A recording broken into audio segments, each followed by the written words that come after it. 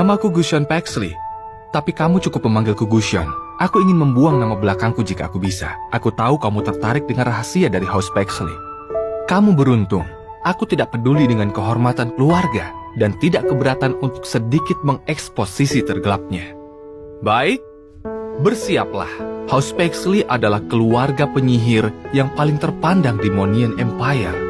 Dan ini adalah kakak laki-lakiku Eamon, kepala keluarga Paxley saat ini, seorang bangsawan. Sedangkan aku adalah anak keempat yang tidak kompeten, yang menyukai belati murahan.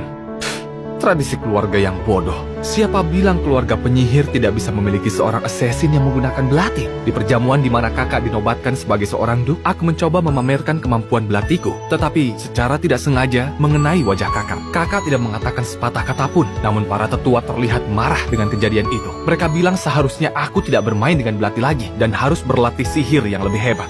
Sihir? Aku pikir mungkin aku harus menunjukkan kepada mereka apa yang dapat aku lakukan. Beberapa tahun kemudian, aku dapat mengendalikan belati dengan menggunakan sihir dan membuat keributan di upacara kedewasaan. Namun kakakku tersayang, yang selalu aku percayai, mengumumkan bahwa aku telah diusir dari keluarga.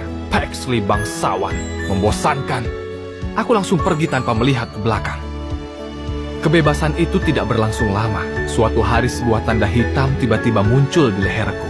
Tidak lama kemudian, kakak menangkapku serta mengurungku di dalam penjara. Aku akhirnya bebas, hanya untuk menemukan sekelompok assassin Paxley yang sedang mengejarku. Dihianati oleh orang yang dipercaya. Sangatlah berat. Para assassin mengejar, serta mengepungku, dan aku memutuskan untuk bertarung sampai napas terakhirku.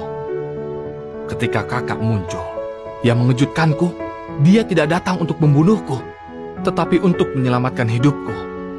Para assassin bukanlah tandingan mana sword milik kakak. Setelah mengalahkan assassin terakhir, kakak tiba-tiba berkata, "Ikuti aku jika kamu tidak ingin mati." Hah, aku tidak takut mati. Tetapi aku tidak menyerah pada takdir tanpa perlawanan. Tanda hitam, pembunuhan yang tidak dapat dipertanggungjawabkan. Aku harus mengetahui semuanya. Kami datang ke sebuah kastel tua.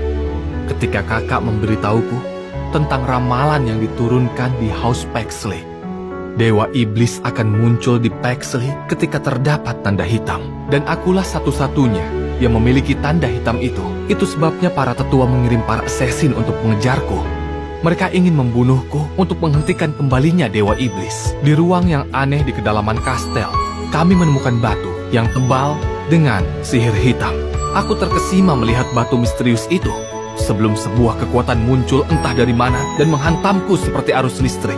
Aku melihat kenangan milik Valentina, leluhur House Paxley.